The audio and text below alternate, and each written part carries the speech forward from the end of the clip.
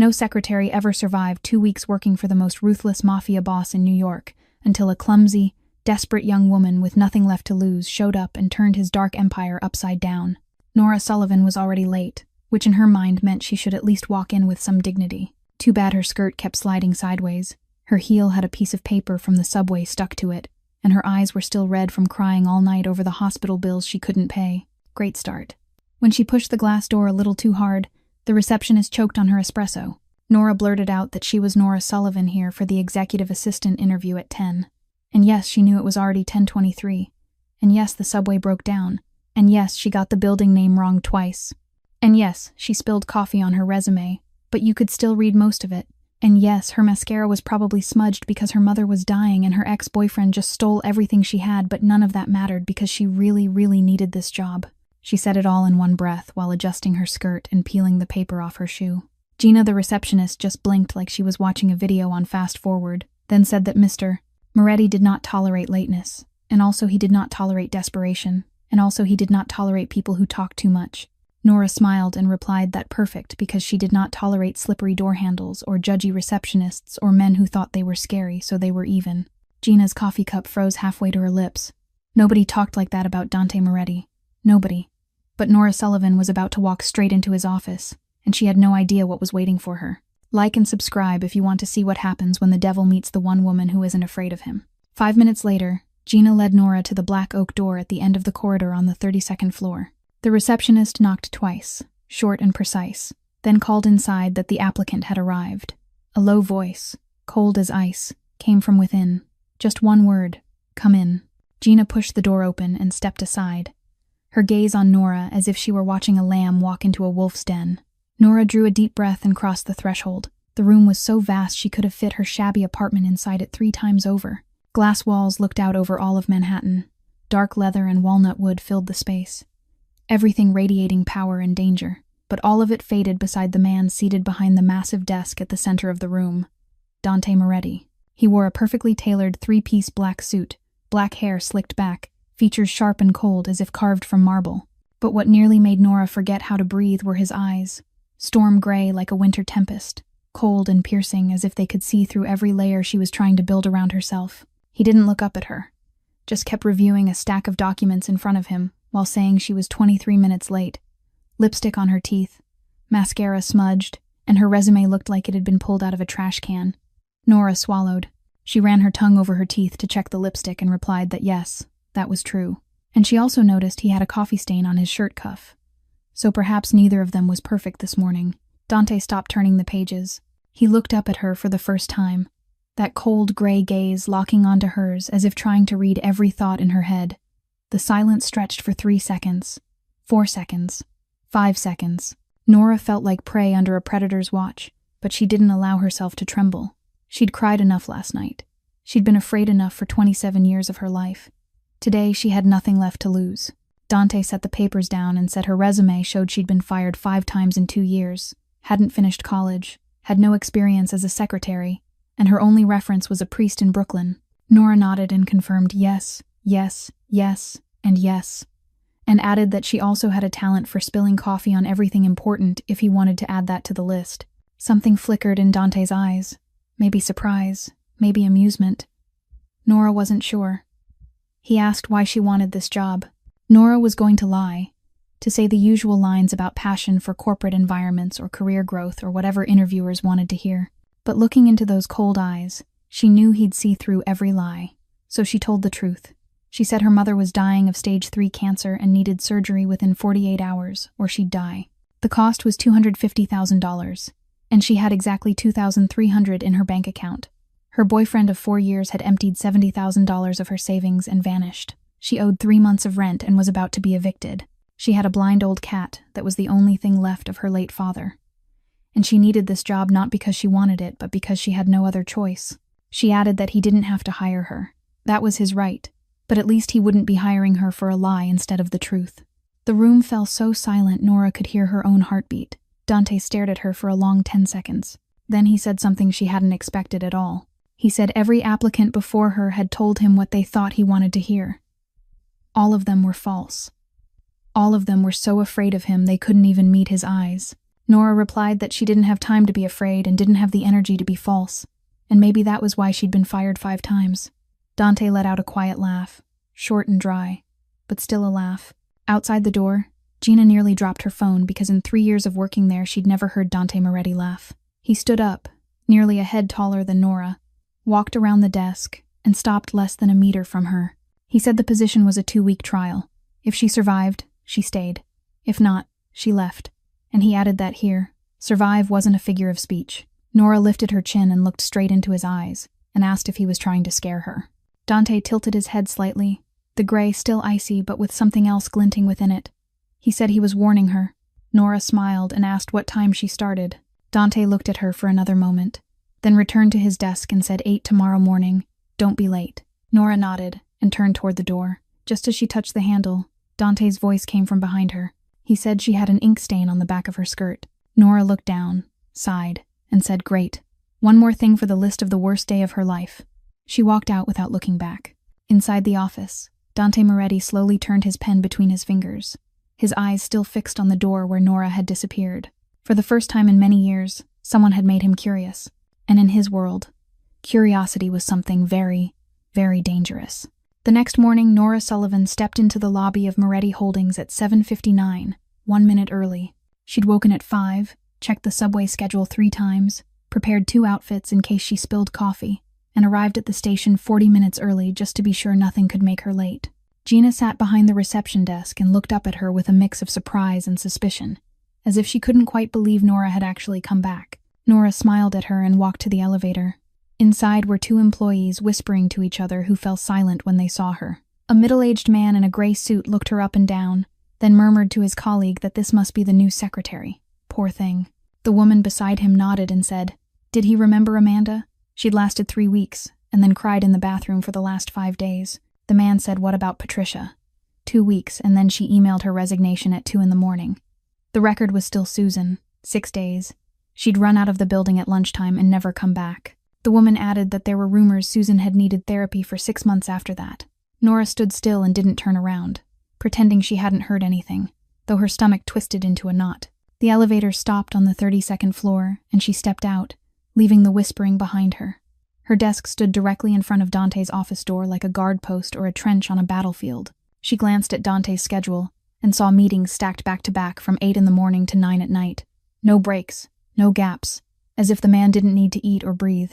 She began organizing the towering pile of files on her desk into a new color system. Red for urgent matters that needed immediate attention, yellow for things important that day, green for items that could wait until the weekend, and gray for things that could wait until the end of the world without anyone caring. She was placing a label on the 12th folder when a shadow fell across her desk. Nora looked up and saw a tall man standing in front of her. He was around 40, with neatly cut salt and pepper hair, an angular face, and a faint scar running from his temple down to his left cheekbone. His eyes were cold and sharp as blades, studying her without disguise. He introduced himself as Marco Santini, Dante's right-hand man, and said he needed to speak with her. Nora nodded and asked about what. Marco stepped closer, his voice lowered so only the 2 of them could hear. He said he didn't know who she was, didn't know where she came from, and didn't care about whatever sad story she'd told Dante. The only thing he cared about was loyalty. He went on to say that if she betrayed Dante, if she spied for anyone, if she revealed anything she saw or heard here, he'd handle her personally. And he added, his tone cold as ice, that he was very good at handling problems. Nora met Marco's eyes without blinking and said she understood. And she also wanted to be clear that she was here to work, not to cause trouble. And if he was trying to scare her, he should know she'd faced loan sharks, a con artist boyfriend, and $250,000 in hospital bills. So a scar on his face didn't frighten her. Marco studied her for a few more seconds. Then one corner of his mouth lifted slightly. Not quite a smile, but no longer entirely hostile. He said she had guts and turned away. Nora let out a long breath she hadn't realized she'd been holding. The first day had barely begun, and she'd already been threatened with death. This really was an interesting job. 15 minutes after her encounter with Marco, the phone on Nora's desk began ringing nonstop. She picked it up and tried to keep her voice professional as she said, "This is Moretti Holdings. This is Nora. How may I help you?" A warm, low male voice came through the line, introducing himself as Richardson, from Richardson and Associates, and saying he needed to speak urgently with Dante about the Newark port contract. Nora stared at the phone console with its dozens of buttons, more complicated than a spaceship control panel, and began pressing at random. She heard beeps, then silence, then more beeps. Finally, she thought she'd transferred the call successfully and let out a breath of relief. 2 minutes later, Dante stepped out of his office with an icy expression and asked why Richardson had called the kitchen department to ask about a $50 million contract. Nora's mouth fell open, and she stammered that she was sorry, that the phone system had more buttons than a piano, and she was still learning. Dante looked at her with a gaze that could freeze hell itself and said Richardson was their most important partner in the Newark port deal, a deal that could decide the future of Moretti Holdings for the next 5 years. Nora swallowed and promised it wouldn't happen again. She'd barely finished speaking when the elevator doors opened, and a man in his early 30s wearing jeans and a leather jacket stepped out. He said he was a courier from a law office and had urgent documents that needed a signature for receipt. Nora looked at him, then at the thick folder in his hands. She asked what it was, and he replied that it was confidential paperwork on the Newark port deal that required an authorized signature. Nora thought that she was the secretary, and signing for documents must be part of her job, so she took the pen and signed Nora Sullivan on the line at the bottom of the first page. The man nodded his thanks and disappeared into the elevator. 10 minutes later, Dante came out again and asked if anyone had delivered documents. Nora handed him the folder with a proud expression because this time she'd done the right thing. Dante opened it, flipped through a few pages, then suddenly stopped. His face changed and his voice dropped to something dangerous as he asked where she'd signed. Nora pointed to the signature line at the bottom of the first page and said she'd signed there, right under the recipient line. Dante closed his eyes for a second, as if restraining his temper, then said the man who'd delivered the documents wasn't an ordinary courier, that he was David Morrison, a senior lawyer from Morrison & Associates, and that this was confidential material on the Newark port deal, and she'd just signed as a company representative without authority. Nora felt the blood drain from her face and stammered that she was sorry, that he'd been wearing jeans and a leather jacket. How was she supposed to know he was a lawyer? Dante was about to say something, probably to fire her on the spot, but his eyes suddenly caught on a page in the folder. He went silent, read more closely, flipped to another page, then back again. Nora stood still, hardly daring to breathe, waiting for the death sentence on her very short career. Dante suddenly looked up and asked exactly which line she'd signed. Nora's hand shook as she pointed, and Dante followed her finger, then let out a dry laugh. He said she'd just done what his team of lawyers, paid $500 an hour, hadn't been able to do for 2 months. Nora blinked, confused, and asked what she'd done. Dante explained that by signing on exactly that line on exactly that page, she'd accidentally activated a hidden clause in the contract that the other side's legal team had deliberately buried. That clause allowed Moretti Holdings to renegotiate the entire deal on more favorable terms. He looked at her with an unreadable expression and said she'd just saved the company $50 million. Nora stared and stammered that she'd done something good. Dante replied that this time she had, but next time she should ask before signing anything. He turned back toward his office, but before closing the door, he glanced back and added that her color-coded filing system seemed to be working. Nora didn't know whether that was a compliment or a warning, but she decided to take it as a small victory. 3 days after the legal loophole incident, Nora began to think that maybe this job wasn't as bad as she'd imagined. She'd gotten used to the complicated phone system, no longer misdirected calls, and even Marco nodded to her each morning instead of looking at her like an enemy. But that evening, everything changed. Nora stayed late to finish the financial report Dante wanted the next morning. The clock read 9:45 at night when she stood up from her desk to get some water. The 32nd floor was deserted, lit only by the glow from Dante's office seeping through the crack under the door. As she passed the small auxiliary conference room at the end of the corridor, she heard strange sounds coming from inside. Groans, impacts, and a low, threatening voice. Nora knew she should turn away, knew she shouldn't be curious, knew she was stepping into dangerous territory, but her feet didn't listen to reason. She crept closer to the door, which was slightly ajar, and looked inside. What she saw made the blood in her veins freeze. A man was tied to a chair, his face swollen and bleeding, one eye almost unable to open. Dante stood in front of him, his jacket off, his shirt sleeves rolled to the elbows, and in his hand was a glossy black gun. Marco stood beside him, his expression cold as stone. Dante asked in a low, measured voice for the last time who had paid him to sell information about the Newark port deal to Benedetti. The bound man sobbed and begged for forgiveness, saying he'd had no choice. They'd threatened his family. Dante tilted his head and asked whether he'd chosen to betray the man who'd fed him for 10 years. Then Dante raised the gun. Nora clamped a hand over her mouth to keep from screaming, but her elbow struck the water jug on the shelf by the door. It fell to the floor with a loud clatter that rang through the silence. Everything froze. Dante turned his head, his cold gray eyes locking on the crack in the door where Nora stood. She wanted to run, but her feet felt nailed to the floor. The door flew open and Marco appeared, one hand grabbing Nora's arm and dragging her into the room. He shoved her into a chair, pulled out his gun, and aimed it straight at her head. Marco looked at Dante and said she'd seen everything. They had to deal with her. Nora trembled but tried to keep her voice steady as she said she'd only gone to get water. She hadn't seen anything. She swore she wouldn't tell anyone. Marco laughed coldly and said that was what they all said before they started talking. Dante stood still, his eyes never leaving Nora. He asked what she'd seen. Nora understood that lying would be a death sentence, so she told the truth. She said she'd seen him interrogating a man tied to a chair. She'd seen blood. She'd seen a gun. And she guessed the man had betrayed him by selling information to someone named Benedetti. Marco tightened his grip on the gun and repeated that she knew too much. They couldn't let her go. Dante lifted a hand, signaling Marco to stop. He stepped closer to Nora, so close she could smell expensive cologne mixed with gunpowder. He asked if she was afraid. Nora looked up, her eyes meeting his, and answered in a trembling voice but without backing down that she was afraid. Very afraid. But if he was going to kill her, she had one request. Dante asked what. Nora said let her make one call to her mother first. Let her tell her she loved her, and let her transfer this week's pay to the hospital before she died. The room went so silent it felt suffocating. Marco looked at Nora with a baffled expression, as if he couldn't believe someone facing death was thinking about hospital bills. Dante studied her for a long minute, then turned to Marco and said in a voice that couldn't be argued with that she wasn't to be touched, that from now on she'd be in his sight 24/7, and if anyone touched a single hair on her head, that person would answer to him.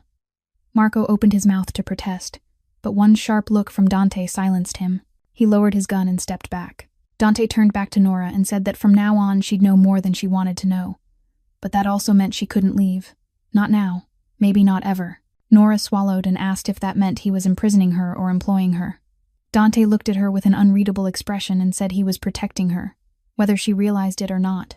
The next morning, Nora didn't know how she was supposed to behave when she walked into the office. She hadn't slept all night. The image of the bloodied man tied to a chair and the glossy black gun in Dante's hand haunting her every time she closed her eyes. But she still arrived at 8 because she had no other choice. Her mother still needed surgery money. The hospital bills were still piling up, and now she couldn't quit even if she wanted to. She'd been at her desk barely 5 minutes when Dante's office door opened. He stood in the doorway and signaled her in with a nod. Nora took a deep breath and stepped inside, the door closing behind her with a soft click like the lock of a cage. Dante sat down and pointed to the chair across from him, ordering her to sit. Nora sat, her hands on her lap to hide their trembling.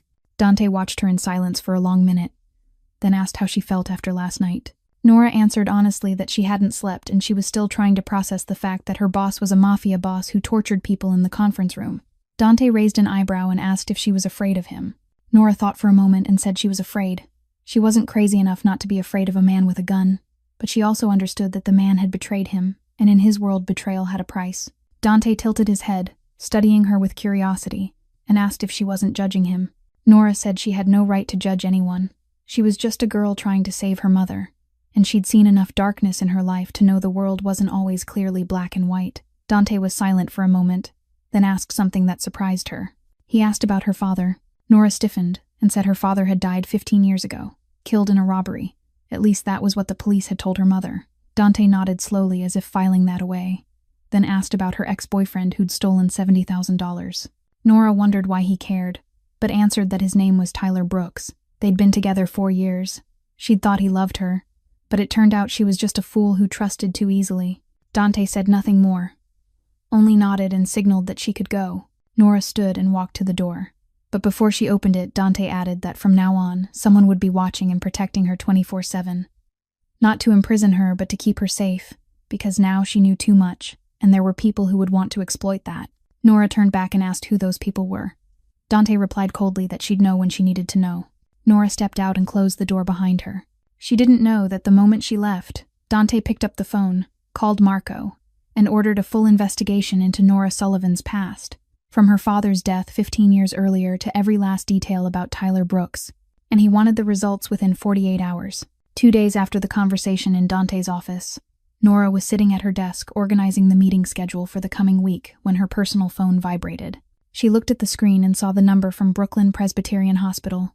Her heart tightened as she answered. A woman's voice on the other end asked if she was Nora Sullivan, the next of kin of Catherine Sullivan. Nora said yes, and asked what was wrong. The voice told her that her mother had collapsed at home and had been found by a neighbor and taken to the emergency room. Her condition was very serious. The tumor had grown faster than expected and was pressing on vital organs. The doctors said she needed surgery within 48 hours or they couldn't guarantee she would survive. Nora felt the world spinning around her. She asked in a trembling voice how much it would cost. The woman paused, then said that with such a complex operation plus recovery and medication, the total would be around $250,000, and they needed at least $100,000 as a deposit before proceeding. Nora couldn't speak. She had $2,300 in her account. She didn't even have a tenth of what they were asking. The woman asked if she'd heard, and Nora stammered that she understood, that she'd try to arrange it. She hung up and sat frozen at her desk. Her hands shook so badly she had to grip the edge of the table to stay upright. Her mother was dying. Her mother was dying, and she had no money to save her. Nora stood, her feet moving without direction. She didn't know where she was going until she found herself in the women's restroom at the end of the hall. She locked the door, leaned against the wall, and slowly slid down to the floor. Then she cried. She cried like she never had before, her sobs echoing in the small room. She cried because her mother was dying alone in a hospital bed. She cried because she'd worked herself raw for 10 years and still didn't have enough to save the person she loved most. She cried because Tyler had taken everything she had. She cried because life was so unfair and she was exhausted. Nora didn't know how long she stayed there, maybe 10 minutes, maybe half an hour. When she opened the door and stepped out, her eyes swollen and her face flushed, she nearly collided with Dante, standing just outside. He looked at her with an unreadable expression and asked what had happened. Nora was going to lie, to say nothing was wrong, but she had no strength left to pretend. She answered hoarsely that her mother needed surgery within 48 hours, that it cost $250,000, and she didn't have the money. Her mother was dying, and she could do nothing. Dante said nothing. He just looked at her for a few seconds, then turned and walked away, leaving Nora alone in the corridor with her heart in pieces. She thought he didn't care. She thought he was as cold as everyone said. She went back to her desk and started searching for charities, medical aid programs, anything that might help her raise that impossible amount. 2 hours later, her phone rang again. It was Brooklyn Presbyterian Hospital. She answered with a heavy heart, ready to hear the worst. But the woman's voice on the line delivered something completely unexpected. She said that the entire cost of Catherine Sullivan's surgery and treatment had been paid in full an hour earlier. Dr. Samuel Chen, one of the best surgeons in the city, had been arranged to perform the operation the next morning. Nora's mouth fell open, and she asked who had paid. The woman said the person had requested to remain anonymous, but they could say it was a transfer from Moretti Holdings. Nora let the phone fall onto her desk. She turned and looked toward Dante's office, where the black oak door was still closed. Her eyes filled with tears, but this time not from despair. Nora sat motionless, staring at the phone on her desk for 5 minutes, trying to process what had just happened. $250,000. Dante Moretti had just spent $250,000 to save her mother, a woman he'd never even met. She stood, her legs slightly unsteady, and walked toward the black oak door. She didn't knock. She pushed straight in. Something she knew broke every rule, but she didn't care now. Dante was sitting behind his desk, a phone to his ear, speaking to someone in Italian. He looked up at her with irritation at being interrupted, but Nora didn't stop. She walked straight up to his desk and stood there, tears still on her cheeks, her voice trembling as she said she knew what he'd done. Dante said a few words in Italian into the phone and hung up. He set it on the desk and looked at her without expression, and asked what she was talking about. Nora said the hospital had just called, that someone had paid the full cost of her mother's surgery, $250,000, and that the transfer had come from Moretti Holdings. Dante neither denied nor confirmed it. He just sat there, watching her with those same cold gray eyes. Nora went on, saying she didn't know what to say. She didn't know how to thank him. She'd pay back every dollar, even if it took her whole life, she promised. Her voice broke, and she had to pause to breathe. Dante stood and walked around the desk to stand in front of her. He was nearly a head taller than her, the distance between them less than a meter. He said in a low, cold voice that she owed him, and he always collected what he was owed. Nora nodded and said she understood. She'd do anything. Dante tilted his head and asked anything. Nora swallowed, realizing how that sounded, but she still nodded. She said her mother was everything she had in this world, and if owing him meant her mother could live, she was willing to accept it. Dante watched her in silence for a long moment. Then something changed in his eyes, just for a second, but Nora saw it. Beneath the icy surface, there was a flicker of warmth, something close to understanding. Dante said she should go to the hospital to be with her mother. She was off today, and Dr. Chen would perform the surgery at 7 the next morning, and she should be there. Nora blinked in surprise and asked about work. Dante turned back toward his desk and said work could wait. Her mother couldn't. Nora stood there a few seconds longer, not knowing what to say. Finally, she managed only 2 words. "Thank you." Her voice a whisper full of emotion. Dante didn't turn to look at her. He just waved a hand to dismiss her. Nora walked out of the office and closed the door behind her. Her heart was still pounding wildly. She didn't understand why a ruthless mafia boss would do this for her. But one thing she knew for certain was that from this moment on, Dante Moretti was no longer just her terrifying employer.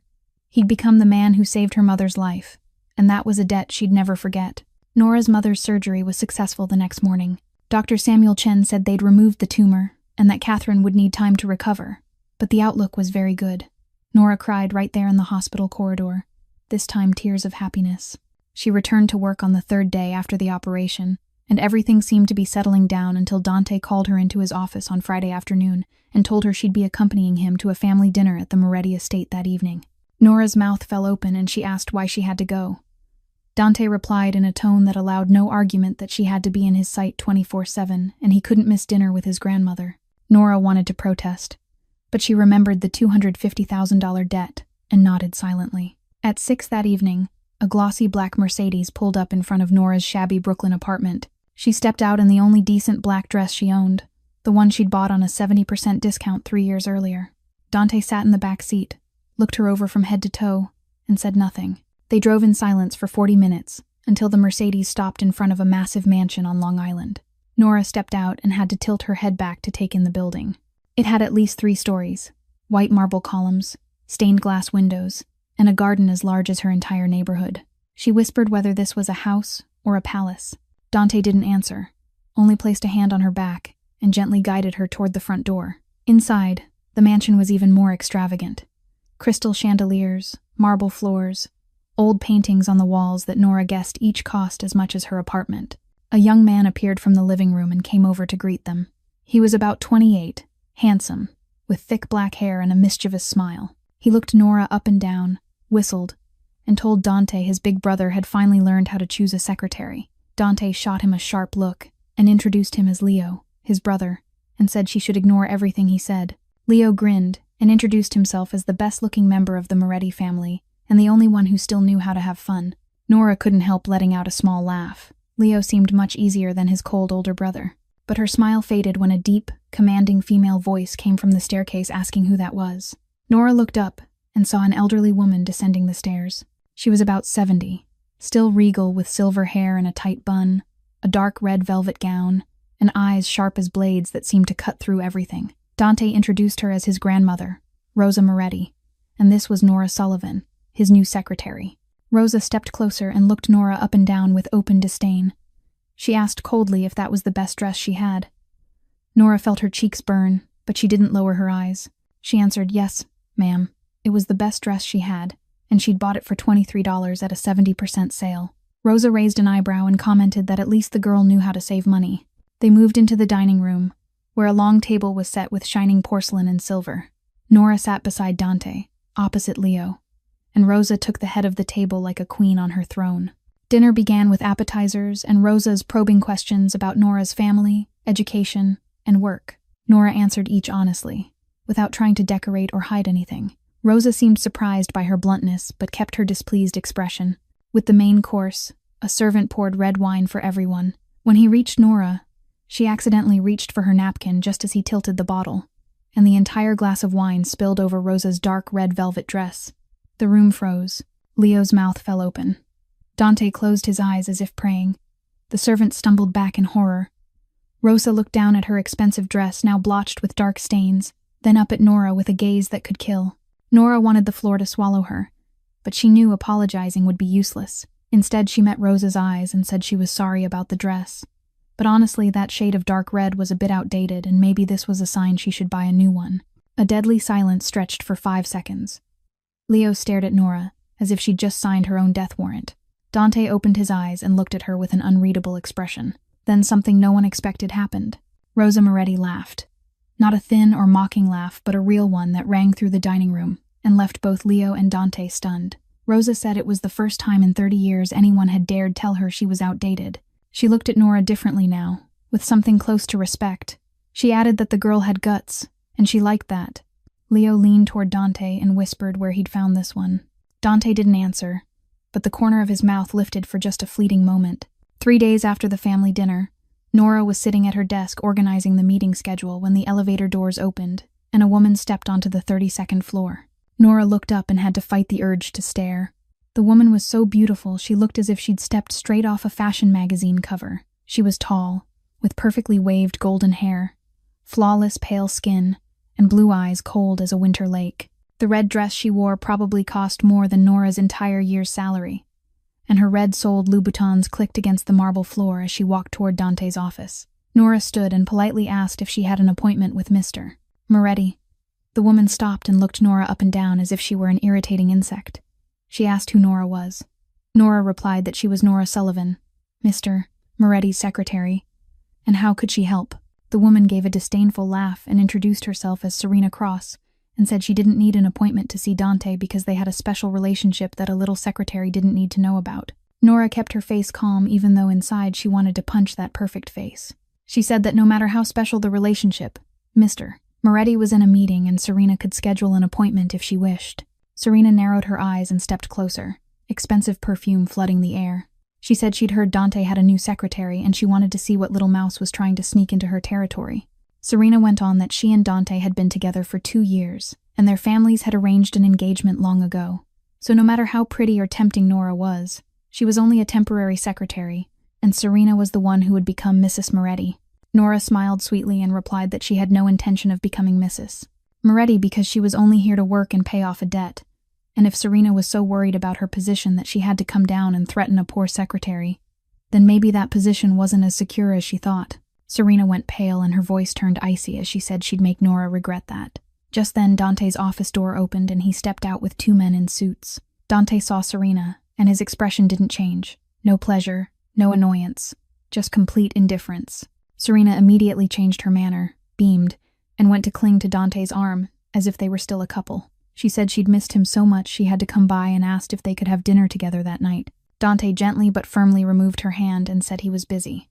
Then he turned to Nora and asked when the next meeting was. Nora said 2 in the afternoon with the legal team. Dante nodded and went back into his office without another word to Serena. Serena stood there with her smile frozen, humiliation plain in her eyes. She turned to Nora with a look full of hatred and said softly that she'd remember Nora's face. Then she spun on her heel and stalked into the elevator, her heels striking the floor in anger. Nora let out a breath and wondered who she'd just made an enemy of. She didn't know that Serena Cross wasn't the kind of person who forgot a humiliation, and she was already beginning to plan her revenge.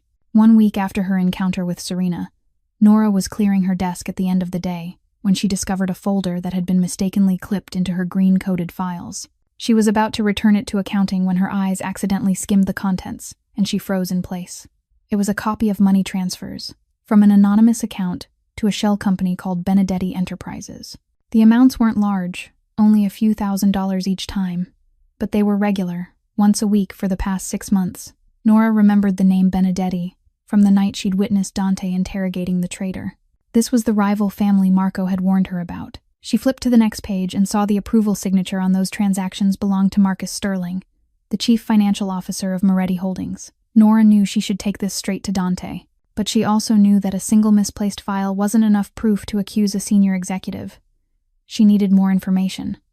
She needed to be sure before she spoke, so instead of reporting it, Nora began a quiet investigation. She spent the next 3 days watching Marcus Sterling, noting his habits, the secret phone calls he made in empty meeting rooms, the nights he stayed late after everyone else had gone. On the 4th day, Nora decided she needed to get into Sterling's office to find more evidence. She knew it was reckless.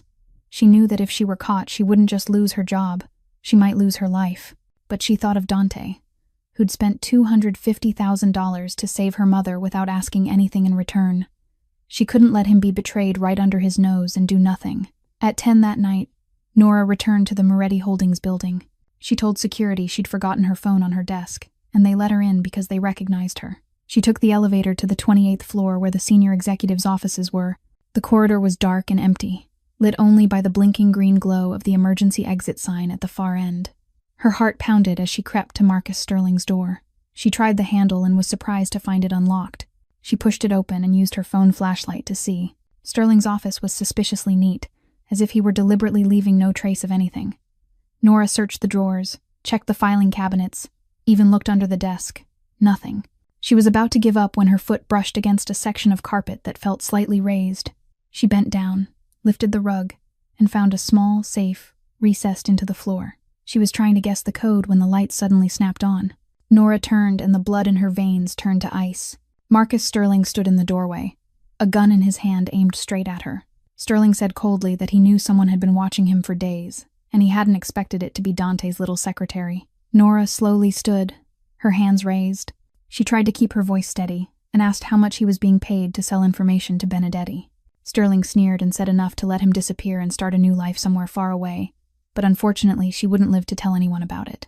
He raised the gun, and Nora closed her eyes, thinking of her mother, of her cat Biscuit, of Dante's cold face she'd never see again. A gunshot rang out, but Nora felt no pain.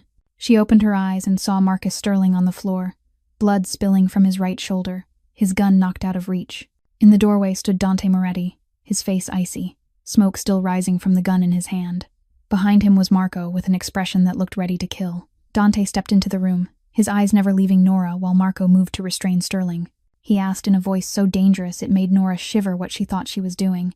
Nora swallowed and said she was trying to find proof of the traitor. Dante stepped closer, until only inches separated them, and said slowly that she'd nearly died for it. Nora met his gaze and said she couldn't let him be betrayed and do nothing, not after everything he'd done for her. Dante studied her for a long moment, that gray gaze holding something she couldn't read. Finally, he turned to Marco and ordered him to take Sterling away and prepare a private conversation with him. Then he took Nora by the arm and pulled her out of the office, his voice still cold but his grip on her strangely warm. Dante didn't take Nora back to her Brooklyn apartment but drove straight to his townhouse on the Upper East Side. Nora was too exhausted and too shaken to protest. She sat silently in the back seat the whole way, staring out the window without really seeing anything. Her hands were still trembling, and only then did she notice a small cut on her forehead, probably from hitting the corner of the desk when Marcus Sterling had lunged at her. Dante's townhouse was smaller than the family estate on Long Island, but still so elegant it made Nora feel out of place. He led her into the living room and told her to sit on the sofa while he went to get a first aid kit. Nora sat there, looking around at the expensive paintings and antique furniture, wondering how her life had turned into this, sitting in a mafia boss's house close to midnight. Dante came back with the kit and sat beside her. He didn't speak, only gently tilted her face toward the light so he could see the wound clearly. Nora held her breath when his fingers touched her skin, the touch warm and unexpectedly gentle compared to his cold exterior. Dante cleaned the cut with an alcohol swab, and Nora inhaled sharply at the sting. He paused for a second, then continued more carefully. As he placed the bandage on her forehead, Nora asked softly why he'd been there at exactly the right moment. Dante said he had someone watching her 24/7, as he'd said, and when they reported she'd gone back to the building at 10 at night, he knew something was wrong. Nora lowered her head and whispered that she was sorry for acting recklessly. Dante finished bandaging her and sat back, but he didn't get up and leave as Nora expected. Instead, he stared into the space ahead and began to speak in a low, distant voice that his mother had been as stubborn as she was. Nora looked up at him in surprise. This was the first time Dante had ever mentioned his mother. He went on to say she never listened to anyone, not even his father, and always did what she thought was right, no matter the consequences. He paused, then added that she'd been killed when he was 14, by the Benedetti family, right in front of him. Nora felt her heart tighten. She didn't know what to say, so she just listened.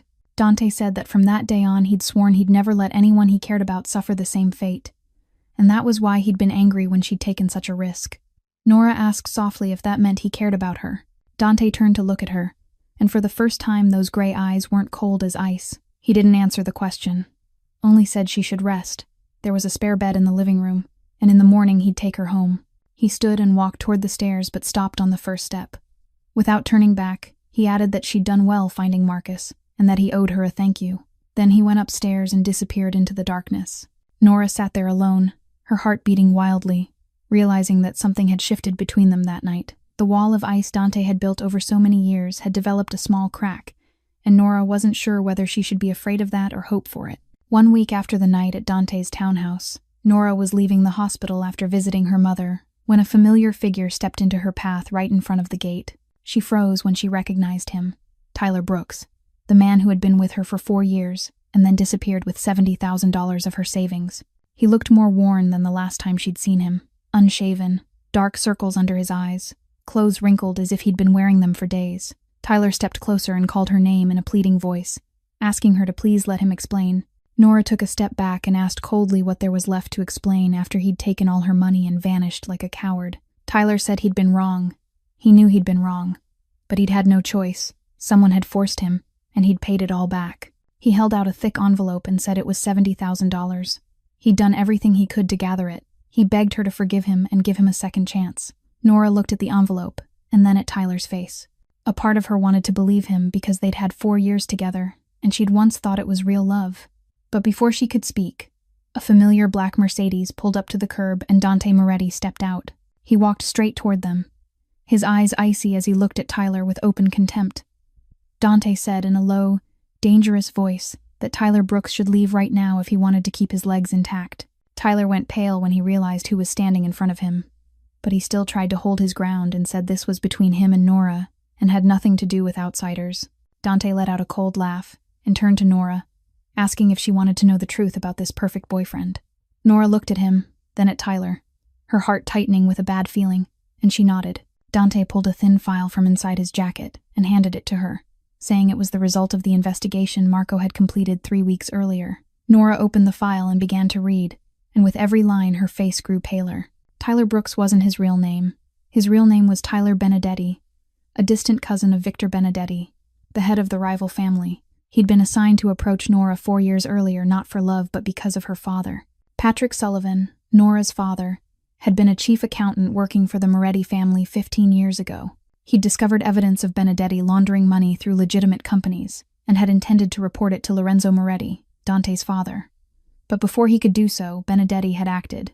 The robbery the police had told her mother about hadn't been random. It had been a targeted assassination. When Nora reached that part, her knees buckled and Dante caught her before she fell. Tyler stepped back, his face white as paper, no longer trying to deny anything. Nora looked at him through tears and asked in a trembling voice whether the last 4 years had all been lies. Tyler lowered his head and didn't answer, and his silence hurt more than any confession. Nora asked if he'd known about her father's death, if he'd known and still come to her pretending to love her. Tyler finally looked up, his eyes red, and said he hadn't known at first. He'd only been told to get close to her to see if her family still had any documents about Benedetti, but later he'd truly fallen in love with her. Nora gave a bitter laugh and asked if that love was why he'd stolen her money and left when she needed him most. Tyler had no answer. Dante signaled to Marco, who was already waiting by the car, and told him to take Tyler away. Marco grabbed Tyler's arm and dragged him toward a black van parked at the corner. Tyler struggled and shouted and begged, but Nora didn't turn to look. She stood there with the file still clutched in her hand, tears running down her face. Everything she'd believed in for 4 years revealed as lies.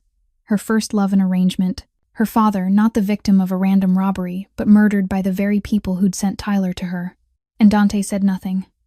He just stood beside her, silent and solid like a wall, letting her know she wasn't alone in this darkest moment. In the days that followed, Nora became a completely different person. She still came to work on time, still did her job perfectly, but the light in her eyes was gone. She no longer answered, teasing with humor, no longer smiled when Leo dropped by the office with a joke, no longer looked at Dante with the same curious gaze as before. She worked like a machine, spoke in an even, emotionless tone, and left the moment her hours were done without looking back. Dante noticed the change from the first day. He found himself missing the clumsy girl who'd once spilled coffee on files and dared to tell him he was outdated. He missed her defiant eyes when she answered Serena, her smile when she made Rosa laugh, her recklessness when she'd broken into Sterling's office to protect him. Nora Sullivan now was only the shell of that person. 5 days after the incident with Tyler, Dante called Nora into his office and told her he was taking her somewhere. Nora didn't ask where, only nodded and followed him down to the parking garage. She sat silently in the back seat the whole way, staring out the window without really seeing anything. When the car stopped in front of Brooklyn Presbyterian Hospital, Nora finally looked up in surprise. Dante said her mother was recovering well and had been moved to rehabilitation that day, and he thought she should visit her. Nora wanted to refuse but couldn't find a reason. She went into the hospital with Dante and walked to her mother's room. Catherine Sullivan was propped up on pillows, her face still pale, but her eyes much brighter than the last time Nora had seen her. When she saw her daughter, she smiled and held out her hand. Nora went to the bed and let her mother take her hand. Catherine looked at her daughter, then at Dante in the doorway, and said in a weak but warm voice that the doctor had told her about the person who'd paid for the surgery, and she didn't know how to thank him. Dante nodded politely and said she didn't need to thank him. He only wanted her well, so Nora could work with peace of mind. Catherine smiled and said her daughter was lucky to have met him. Nora said nothing, just sat with her mother and listened to her talk about her days in the hospital. But when Catherine began to mention Nora's father, memories of when he was alive, Nora felt the wall she'd built over the last 5 days start to crack. She excused herself to get water and stepped out of the room. Dante followed her. Nora didn't go to the vending machine. She walked straight to the parking lot, to the Mercedes, and sat in the back seat. She sat there in the dark, her hands clenched on her lap, trying to hold back the flood of feeling rising inside her. Dante opened the door and sat beside her. He didn't speak, didn't ask if she was all right, didn't try to comfort her with empty words. He just sat there, silent and patient, and that silence broke Nora completely. She began to cry, not loud sobs, but quiet tears running down her cheeks, with soft choking sounds she tried to suppress. She cried for her father's unjust death. She cried for 4 years of deception. She cried because she'd been alone for so long without knowing it. In the darkness of the car, a warm hand gently took hers. Dante said nothing, only held her hand and let her cry. And for the first time in many days, Nora felt she wasn't entirely alone. The intimate moment in the car that day changed something between Nora and Dante. In the days that followed, she began to open up a little, sometimes even smiling faintly when Dante said something dry that she found funny. But Serena Cross was watching everything from a distance, and what she saw made her burn with jealousy. Serena knew she was losing Dante to a poor little secretary, and she wasn't going to let that happen. She spent 2 weeks crafting a perfect plan. Through her connections in high society, Serena contacted someone in the Benedetti family and bribed an IT employee at Moretti Holdings. She created a series of fake emails from Nora's personal address to an anonymous account linked to Benedetti, filled with confidential information about ongoing deals. She also forged transfer receipts from Benedetti into a bank account in the name of Nora Sullivan. Every detail was so perfect. Even experts would have trouble telling real from fake. One Monday morning, Marco walked into Dante's office with a face dark as a storm cloud. He put a thick folder on the desk and said he'd just received this information from an internal source and Dante needed to see it immediately. Dante opened the folder, and his face hardened page by page. The emails, the receipts, the evidence that seemed impossible to deny that Nora Sullivan had been selling information to Benedetti for weeks. Marco added that he didn't want to believe it, but the evidence was too clear, and they needed to deal with it before the damage spread further. Dante sat in silence for a long minute, his gray eyes fixed on the pages. Then he ordered Nora to be called in. Nora walked into the office with a faint smile, but it vanished when she saw Dante's and Marco's faces. Dante tossed the folder onto the desk in front of her and said in an icy voice that she should explain. Nora picked it up and began to read, and with every page her face grew paler with shock and disbelief. These were emails she'd never written, money she'd never received, contacts she'd never made. Someone had framed her perfectly.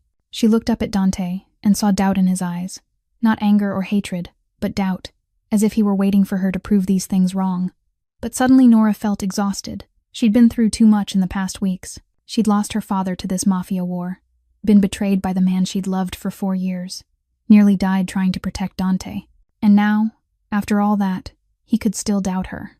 Nora set the folder down and said in a strangely calm voice that if he believed this after everything that had happened between them, she had nothing to explain. Dante frowned and said he hadn't said he believed it, he only wanted her explanation. Nora shook her head and said no. If he needed her to explain, that meant he already doubted her, and she was too tired to prove her loyalty to people who didn't trust her. She turned and walked toward the door. Dante stood and called her name, but Nora didn't stop. She opened the door and stepped out, leaving Dante standing there with the folder in his hand, and an expression that for the first time Marco saw looked something like confusion. Nora stepped into the elevator, pressed the button for the ground floor, and only when the doors closed did she allow herself to cry. Nora left the Moretti Holdings building without looking back. She walked along the sidewalk with no real destination, only wanting to get away from everything, She didn't realize that a black van had been following her since she'd stepped out the front doors. When she turned into a deserted alley to take a shortcut to the subway station, the van accelerated and stopped right in front of her. The doors flew open, and 2 large men jumped out. Nora tried to turn and run, but it was too late. One hand clamped over her mouth while another locked around her neck from behind. She struggled, but her strength was nothing compared to 2 professionally trained men. A sharp chemical smell flooded her nose, and the world slid into darkness. When Nora woke up, she found herself sitting on a wooden chair, her hands bound tightly behind her back, her ankles chained to the chair legs. The room looked like an abandoned warehouse. Gray concrete walls, no windows, only a single ceiling bulb casting a sickly yellow light. Her head pounded and her throat was dry. She tried to wriggle to loosen the ropes, but it was useless. The metal door at the far end opened and a man walked in. He was about 42, tall and lean with salt and pepper hair slicked back, angular features, and black eyes cold as a snake's. He wore an expensive gray suit and black leather gloves. Nora knew instantly this wasn't an ordinary man. He pulled up a chair and sat across from her, introducing himself in a voice low and frighteningly gentle as Victor Benedetti, and saying he was very pleased to meet the daughter of Patrick Sullivan. Nora felt her blood turn to ice at the name, Benedetti, the head of the rival family, the man who'd killed Dante's mother, the man who might have ordered her father's death. Victor smiled at her reaction and said he saw she'd heard of him. Good. That saved time. He asked her gently how much Dante Moretti trusted her, what she knew about his deals, his shipping routes, his guards. Nora met his gaze and said she was only a secretary. She arranged meetings and made coffee. She knew nothing about those things. Victor nodded slowly and signaled to one of the men by the door. The man stepped forward and slapped Nora so hard she saw stars. Victor said in the same mild tone that he didn't like violence, but he didn't like being lied to, and he knew she was closer to Dante than an ordinary secretary. Nora spat blood onto the floor and said she knew nothing. The next 2 hours were hell. They hit her, slapped her, even shocked her with electricity. But Nora told them nothing. Not because she was loyal to Dante after he doubted her, but because she truly didn't know what they wanted. She was only a secretary, even if she was a secretary who'd seen too much. When Victor began to lose patience, he decided to try another tactic. He told his men to stop and sat down in front of her again. He said, "Did she know?" He'd met her father, Patrick Sullivan, 15 years ago. Nora lifted her head, her eyes wide, though one was swollen shut from the blows. Victor went on that Patrick had been a smart man, too smart for his own good, that he'd discovered things he shouldn't have and planned to report them to Lorenzo Moretti. Victor added that he'd had no choice but to deal with the problem before it became more serious. Nora felt her heart constrict as she asked in a trembling voice what he'd done to her father. Victor smiled coldly and said he'd pulled the trigger himself, and he could say Patrick had died very quickly, almost without pain. That was the mercy he'd given a respectable man. Nora screamed and thrashed wildly, the ropes cutting into her wrists until they bled, but she didn't care. She wanted to tear this man apart. She wanted to kill him with her own hands. Victor stood and told her to calm down. If she cooperated, maybe he'd let her die quickly like her father. But if not, he had plenty of time and plenty of ways to make her suffer. As Victor turned away, Nora realized something. The old phone she always kept hidden in her bra for emergencies was still there. They hadn't searched her thoroughly. With scraped and shaking fingers, she tried to reach behind her back and find the phone. She'd already switched on the recorder before they noticed. Every word of Victor Benedetti's confession about killing her father was now recorded.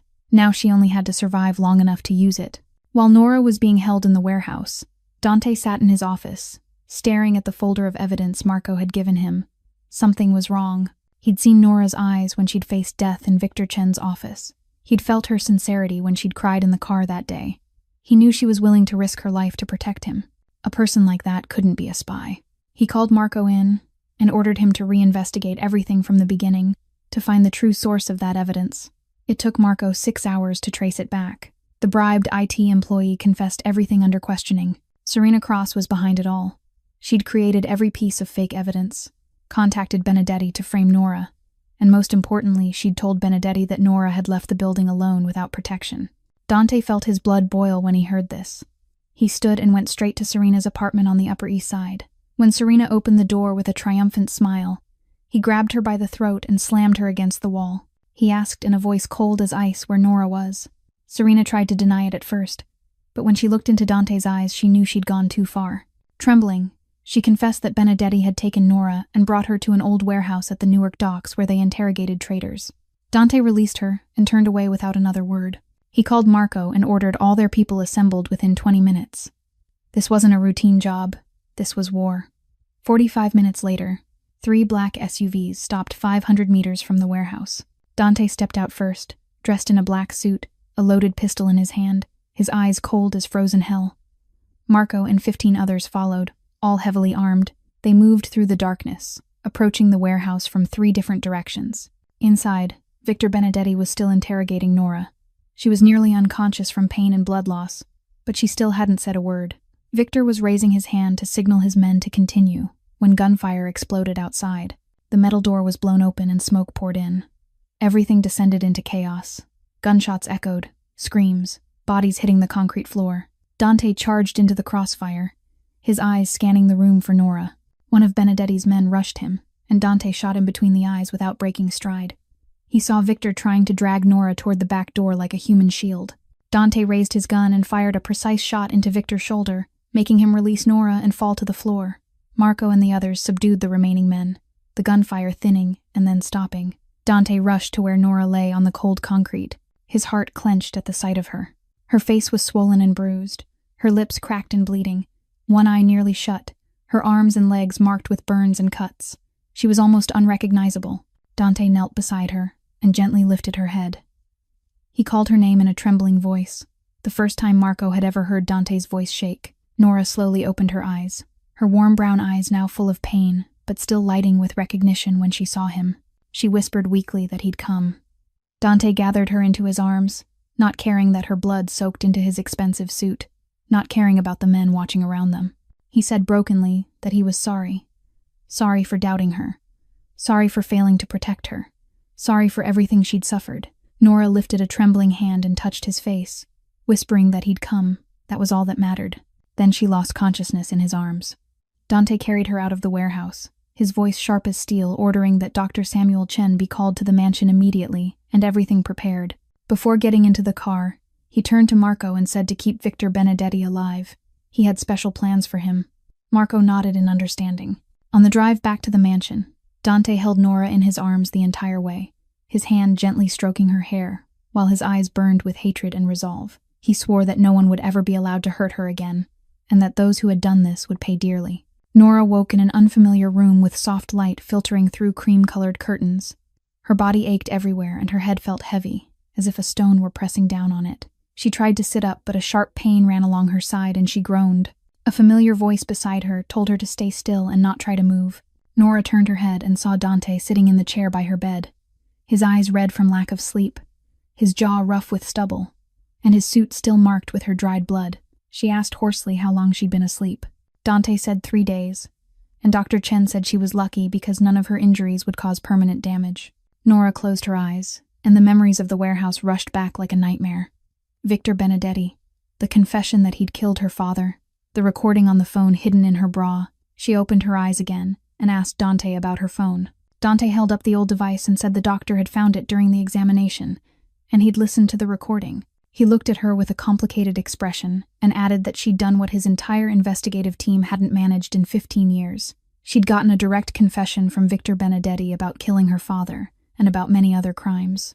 The door opened and Rosa Moretti came in, followed by Marco. Nora was surprised to see that the old woman's gaze was no longer cold as it had been the first time they met, but held genuine concern instead. Rosa came to the bed and took Nora's hand, saying in a low, warm voice that she was sorry for what had happened to her, that she'd misjudged her, and that she was grateful Nora hadn't revealed anything even under torture. Marco stood behind her and bowed his head, saying he was sorry too for doubting her, and that he should have investigated more carefully before bringing those false documents to Dante.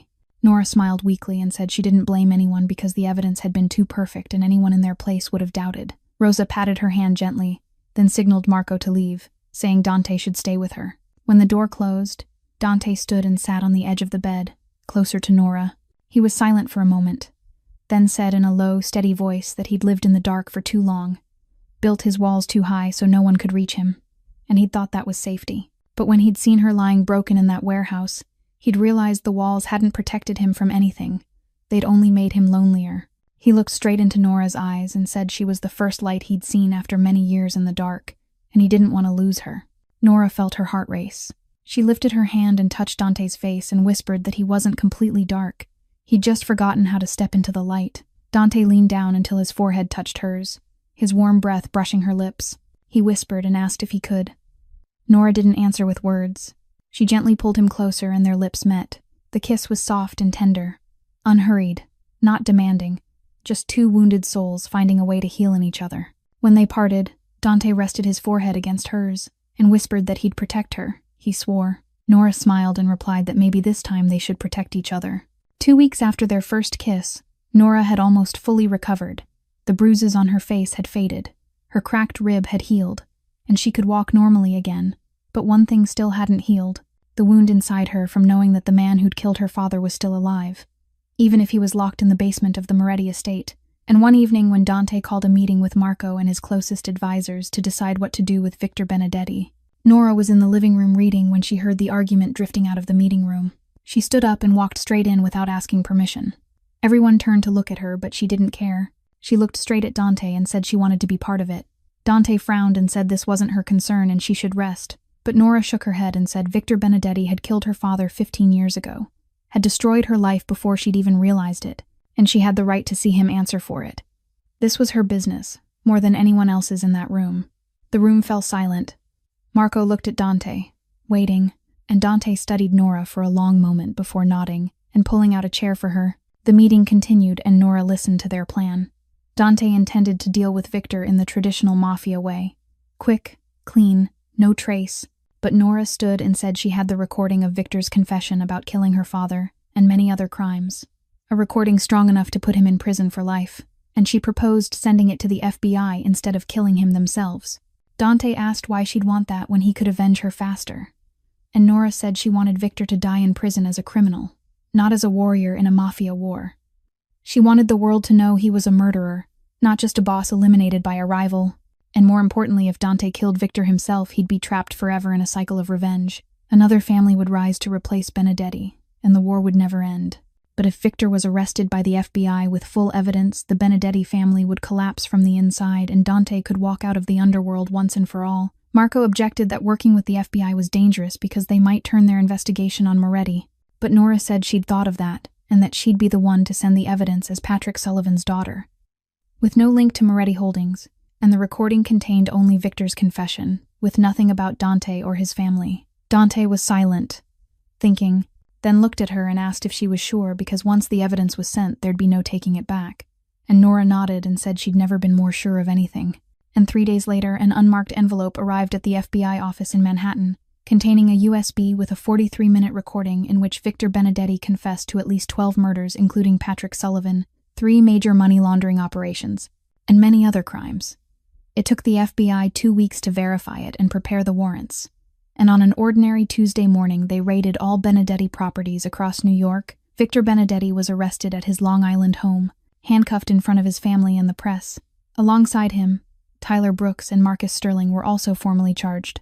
Using the overwhelming evidence Nora had secured, the court ensured they would exchange their luxury for the cold bars of a prison cell. The image of the infamous boss being led into a police car filled every news channel, and Nora sat in Dante's mansion watching the coverage, silent tears running down her cheeks, while Dante sat beside her holding her hand and asked how she felt. And Nora said she felt lighter, as if a weight she'd carried for 15 years had finally been lifted. Her father could finally rest. And Dante kissed her forehead and whispered that she'd done the right thing and that he was proud of her. The months that followed Victor Benedetti's arrest were the most transformative period in both Nora's and Dante's lives. The Benedetti family collapsed like a sandcastle once its leader was locked behind bars. Senior members were arrested one by one or fled the country, and the criminal empire they'd built over 40 years dissolved in a matter of weeks. Serena Cross, whose family's reputation was shattered by their exposed links to the Benedetti crimes, was stripped of her social standing and wealth. She was forced to flee New York in disgrace, banished forever from the high society circles she once tried to rule with malice. Just as Nora had predicted, no one rose to seek revenge because everyone was too busy saving themselves. Dante kept his promise to her. He began turning Moretti Holdings from an empire tied to the underworld into a fully legitimate corporation. The shadowy operations were gradually cut away, the criminal connections severed, and clean businesses like real estate, fine dining, and luxury hotels became the focus. Marco resisted at first, having grown used to the old ways. But when he saw Dante happier than he'd ever been beside Nora, he came to accept the change. Nora was no longer a secretary. Dante promoted her to creative and communications director of Moretti Holdings, in charge of rebuilding the company's public image. Some whispered she'd been promoted because of her relationship with the boss, but within the first 6 months she proved herself by redesigning the entire branding strategy and helping the company secure 5 major contracts with international partners. Nora's mother recovered fully from the surgery. Catherine could walk normally again and even took up gardening, a hobby she'd abandoned after her husband's death. Dante bought her a new apartment in Brooklyn Heights, brighter and far more spacious than the old shabby one. The first time Catherine met Dante, she took his hands and said she didn't know who he was or what he did, but she knew he'd saved her life and made her daughter happy, and that was enough. Dante and Nora began dating openly. They appeared together at social events, charity galas, and company launches. The press buzzed about the relationship between the enigmatic CEO of Moretti Holdings and the young director from humble origins. Some tabloids tried to dig into Dante's past, but found nothing because all illegal traces had long since been erased. Rosa Moretti now treated Nora like a granddaughter-in-law, even though they weren't officially married. She often invited Nora to the Long Island estate to teach her the family's traditional Italian recipes, and the two women from such different worlds became unexpectedly close friends. Leo never missed a chance to tease his once cold older brother, who now smiled and held his girlfriend's hand like a teenager in first love. Life had finally begun to smile on Nora Sullivan after so many years of hardship. 1 year after Victor Benedetti's arrest, Dante Moretti was honored as Businessman of the Year at the annual awards ceremony of the New York Business Association in recognition of his efforts to transform Moretti Holdings into a transparent, socially responsible corporation and to donate millions of dollars to charitable causes across the city.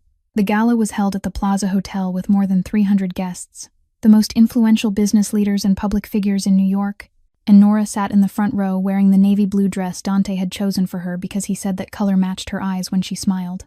Beside her were Rosa, Leo, Marco, and her mother Catherine. Attending such a grand event for the first time since her recovery, Nora had reviewed Dante's speech the week before and helped him edit a few lines. It was a proper speech about business vision, social responsibility, and innovation, and she'd heard him rehearse it at least 15 times in the office, so she practically knew every word by heart. So when the host invited Dante onto the stage and he began speaking, Nora leaned back and smiled with pride. But about 2 minutes in, Dante suddenly stopped mid-sentence, looked down at the paper in his hand, folded it, and slipped it into his jacket pocket, which made Nora frown because that wasn't in the plan. Dante cleared his throat and said that he'd prepared a very good speech about business strategy and the future of Moretti Holdings. But he'd just realized there was something more important to say tonight. The room fell silent.